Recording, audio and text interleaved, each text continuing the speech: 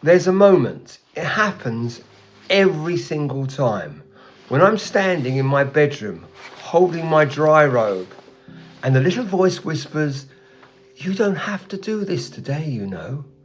And that voice, it's always right, but it's the same voice that will let me down later. The voice that says, "Tomorrow, tomorrow," when I know tomorrow, it's never going to come.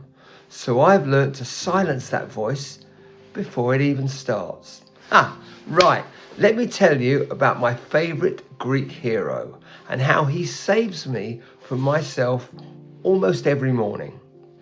In Homer's Odyssey, Ulysses, Odysseus to the Greeks, is sailing home after years of war. He knows he's about to pass the island of the Sirens, wonderful creatures whose voices are so beautiful that sailors can't help but steer towards them, straight onto the rocks. But Ulysses, he wants to hear that song. He's curious, he's tempted, he's human. So he has his crew tie him to the mast, tie him so tight he can't move. Before that, he plugs their ears with wax and orders them, "No matter how much I beg, you mustn't untie me." When the sirens sing, Ulysses screams. He begs, he orders them to untie him. But the rope, it holds firm, and he makes it through.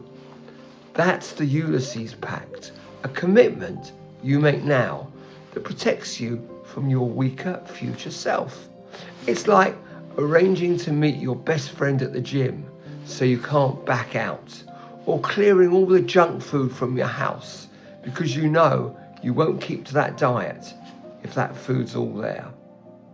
So Ulysses pops up every morning I reach for my dry robe. My goal? It's simple. Swim in the English Sea near my home almost every morning between April and October. It's simple, as I said. Not easy. The water is cold, sometimes really cold. And from the car park to the swimming spot, it's a 18-20 minute walk. More than enough time for that voice to talk me out of it. So before I leave home, I have a ritual. I put on my swimming trunks, my rubber swim shoes, and my dry robe. Vinyl on the outside, full toweling inside, protecting me from the elements. And here's the thing. Once that robe goes on, I've made a commitment, a contract. You see, I see people walking on the beach in dry robes who aren't swimming or surfing or foiling. And honestly, it feels fake to me, like wearing chef's whites if you're not cooking.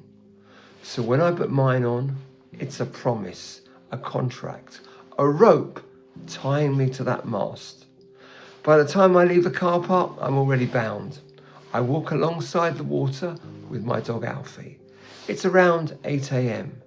and inside, I'm already shivering, not from cold yet, but from dread of the water.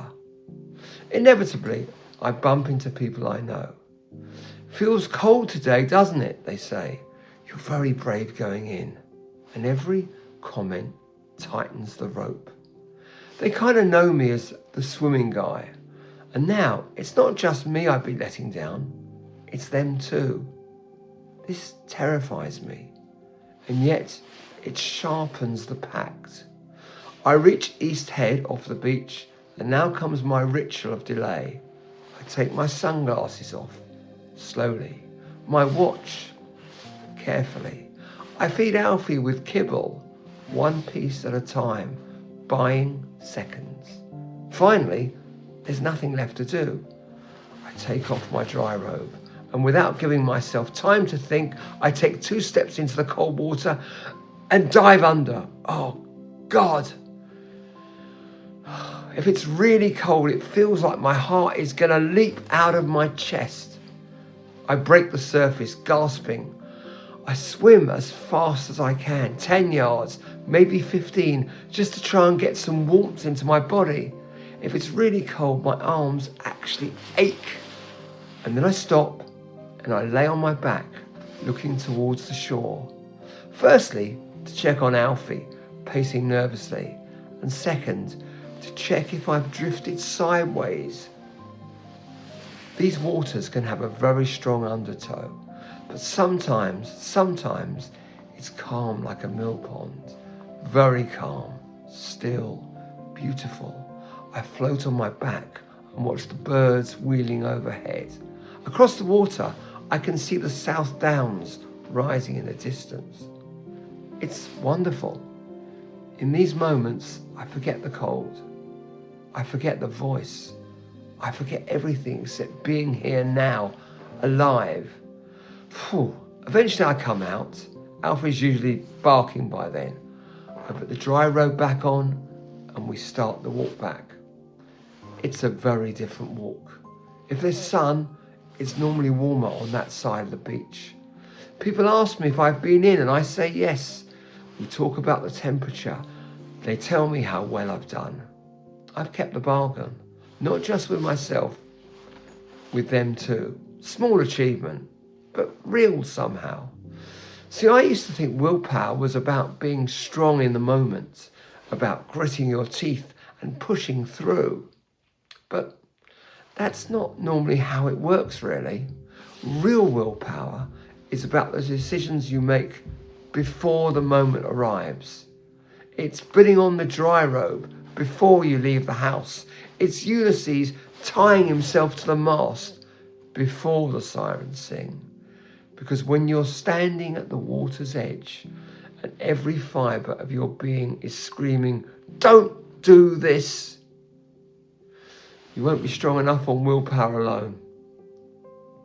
But as I said, you don't need to be. You've already decided. When you were clear-headed, you decided what you were going to do. Before fear and cold arrived, you tied the rope. Now the rope holds you. So, what's your swim? What's the thing that you want to do, that you can prepare for before, to make sure you keep your promise? And what's your dry robe? What commitment can you make now that will carry you through? Thank you.